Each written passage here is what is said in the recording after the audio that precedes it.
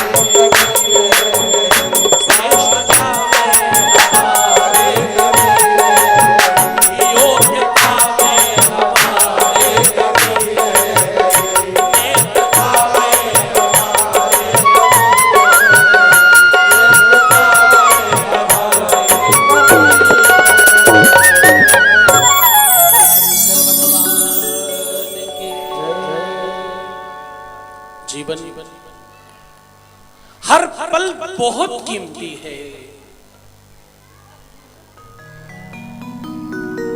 तू बैठ मेरे पास, तुझे देखता रहूं, ना तू कुछ कहे लेकिन मैं जरूर कहूं। और एक बार अखियों को रहने दो बाबा शंभू के आस पास, क्योंकि तुम्हारे पापों की मुक्ति नहीं है किसी के पास।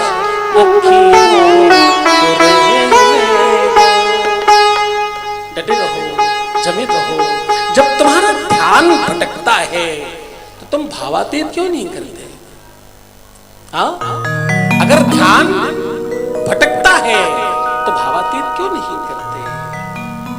भावातीत ध्यान किया करो। ये ऐसा ध्यान है, ये ऐसी परंपरा है, ये ऐसा विधान है, ये ऐसी व्यवस्था है, ये ऐसी ताकत है, ये ऐसा अरेंजमेंट है, ये ऐसी तगड़ी व्यवस्था है जिससे तुम्हारा ध्यान एकाग्र चित्त हो जाता है। तुम सफलतम व्यवस्थाओं के सबसे सफल व्यक्ति हो जाते हो। इसलिए भावातीत ध्यान।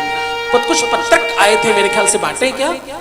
जिनको पत्रक नहीं मिले हो वो बाहर जिनके पास भी हो वो छीन लिए जाए, लूट लीजिए सारे पत्रक। इन पत्रक को धन समझ करके लूट लो इन लोगों से, इनके भी पास पाए जाएं, उनसे ले लिए जाएं, क्योंकि ये पत्रक में कुछ अद्भुत लिखा है और ये पत्रक आपके काम के हैं। इसको पढ़िए, समझिए। महिलाओं के लिए अलग, पुरुषों के लिए अलग अलग बड़ी बड़ी बिल्डिंगें, बड़े व्यवस्थाओं के साथ ध्यान सिखाया जाता है। पूरा समझिए। जो नहीं समझ में आए, कल से यहाँ एक कार्यालय लगाया जाएगा, कल सामूहिक ध्यान भी कराया जाएगा, मुझे लगता है साहब। अभी ये लोग कुछ बताएंगे आपको। हमारे महर्षि महेश योगी संस्थान के कुछ पदाधिकारी, श्रेष्ठ और ज्ञानी ध्यानी सर्वश्रेष्ठ लोग आए हैं। ये सब लोग बताएंगे आपको कैसे ध्यान करते हैं और कैसे ध्यान से लाभ लिया जा सकता है। शिव महापुराण में अगर तुम आए हो तो तुम्हारा ध्यान एकाग्र होना चाहिए। और मैं तुम्हें फिर कह रहा हूं, कुछ बहुत बड़ा मांग कर बैठे, कुछ बड़ी चीज मांगना, छोटी हल्की और सामान्य चीजें तो तुमको कहीं भी मिल जाएंगी। यहाँ कुछ ऐसा मांगना जो कहीं और मिल सकता नहीं हो। आज अभी 2 ही दिन हुए हैं, या तो ऐसा सोचो और या तो ऐसा सोचना कि 2 दिन चले गए, अब सिर्फ 3 दिन बचे। रोज का रोज एक एक दिन हाथ से छूट रहा है। जो चला जाएगा वो वापस नहीं मिलेगा। हर पल का प्रयोग करो, क्योंकि चली जा रही है उम्र। धीरे धीरे कर लो प्रभु का भजन, धीरे धीरे ओम नमः शिवाय कहते रहो। दोनों हाथ उठाकर बोलिए हर